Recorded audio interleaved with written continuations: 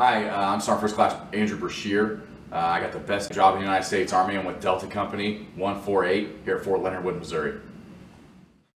So basic combat training is both an academic and a mental challenge, just based off of being in an environment, a stressful environment, being able to have to think on your feet, think quickly, make quick decisions, but make decisions that are very important decisions. Not just a decision what 1 + 1 is 2, but it could be a life and death situation. So we need to make sure these decisions are being made with a full thought out process. And so the challenge of being able to make a decision, make the right decision with other peers is the big challenge.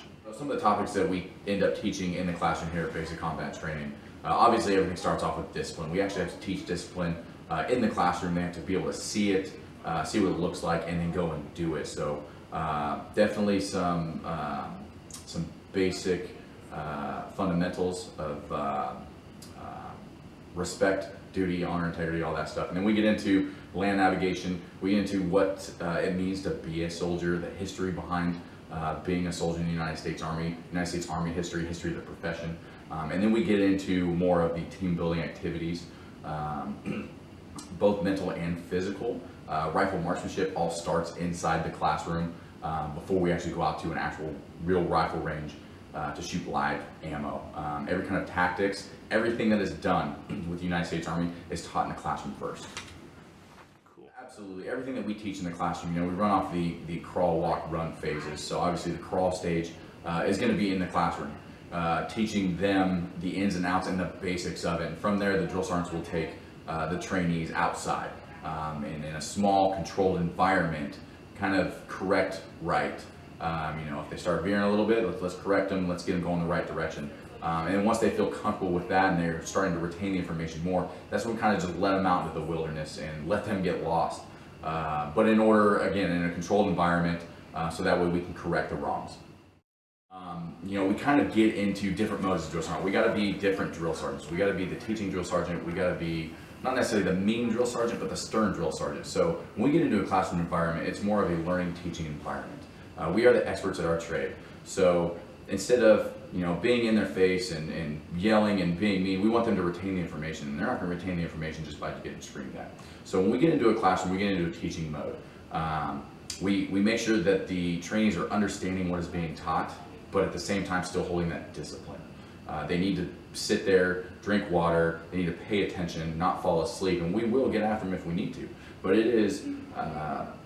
it's their duty to sit there and learn the information and learn the information that we're teaching them. So we keep them on a very tight leash, but we ensure that if they have questions, they're able to ask the questions because we want them to learn. That is the goal here at Basic Combat Training, is to get them here, teach them the basics, have them retain the knowledge of the basics, and then go on and do bigger, better things and actually help the United States Army out as a whole.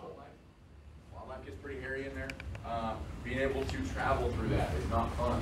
If y'all get a chance to go to range school, you'll travel through tons of swamps. Okay, there's actually a phase called swamp phase. So you have grasslands, woods, vineyards, orchards, right? Why is it important to know where the vegetation is on that? Why would we need to know that? In case you spend multiple days out, you may find food supply. We usually carry MREs, but yeah, if you want to get real with it, is that Wow. easiest route? Yes and no. Cover concealment, right?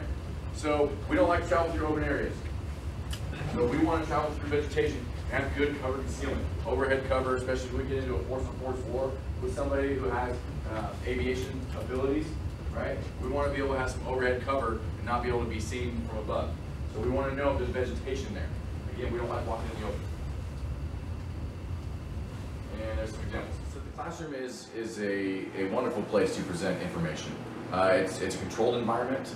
We have the use of, obviously the new technologies, the computers, the projectors. We're able to actually show the trainees what we're talking about, not necessarily talk their ears off, and them not understand, some of the Army terms that we're using. So we're able to show them with the latest technology, which is really, really nice. It helps us out as drill sergeants as well. If we can all teach the same standard, the same way, then the trainees are going to pick it up better. And with that being said, the classroom isn't necessarily indoors. we can go outside and draw in the sand, kind of like kids again, and teach them, because different trainees learn different ways. Not only do you have them, do you talk at them or have them read a book, but sometimes you got to take them outside and teach them in the sand, with rocks and sticks. The big difference between an Army classroom here in basic combat training and say a high school classroom or even a college classroom is obviously discipline. We expect the trainees to be disciplined in all aspects of sitting in the classroom. Not falling asleep, not just getting up and wandering off to the latrine. Again, the bathroom, we call it a latrine, and we got to make sure that they're asking permission to go use that and not interrupting, and they're doing it a certain way. So it is way more controlled. At the same time, we're making sure the trainees are learning. We're making sure they're getting the attention they need, but at the same time holding that discipline, holding that standard. Yes? Yes, sir. Again, it tells you right here. To convert magnetic azimuth to a grid azimuth, add the GM angle. The GM angle is right here, 21 degrees. It says GM angle, 21 degrees, 370 mils. We don't use mils, we use degrees. So add 21 degrees, yes? Yes, sir. Okay.